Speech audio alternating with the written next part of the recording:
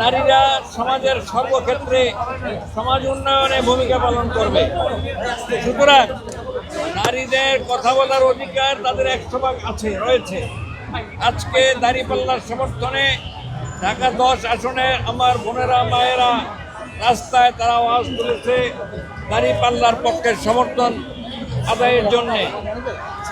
তারা বিশ্বাস করে একটি ইনসাফপূর্ণ সমাজ কায়েম হলেই কেবলমাত্র সমস্ত মানুষের অধিকার প্রতিষ্ঠিত হবে, যেখানে নারীদের অধিকারও থাকবে, শিশুর অধিকার থাকবে, শ্রমিকের অধিকার থাকবে, ছাত্রের থাকবে, সমস্ত মানুষের অধিকার থাকবে।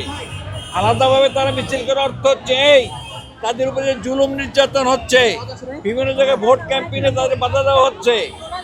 এই অবস্থায় তারা আজকের প্রতিবাদ জানানো, একই সাথে দাঁড়িপাল্লার পক্ষে সমর্থন আদায়ের জন্য মাঠে নেমেছে।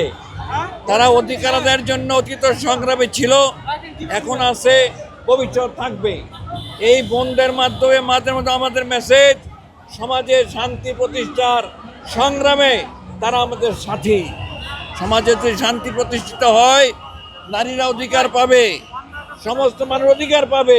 এই আওয়াজটা বুলন্দ করার জন্য, উচ্চকিতভাবে তুলে ধরার জন্য আজকে সমাবেশ। এই সমাবেশ থেকে তারা এই অঙ্গীকার ব্যক্ত করেছে যত চাঁদাবাজ, সন্ত্রাসী, দুর্নীতিবাজ তাদের বিরুদ্ধে শিশালকের মাধ্যমে 12 তারিখে সবাই যেন ভোট কিনতে এসে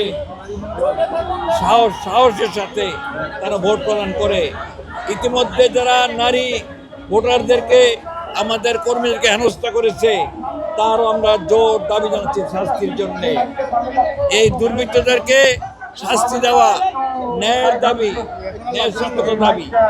সেই জন্য আমাদের মেসেজ হচ্ছে এই অন্যায়ের প্রতিবাদ হিসেবে আসুন আমরা ঐক্যবদ্ধভাবে এমন সমাজ কায়েম করি যেখানে প্রতিটি মানুষ। অনেক ধন্যবাদ।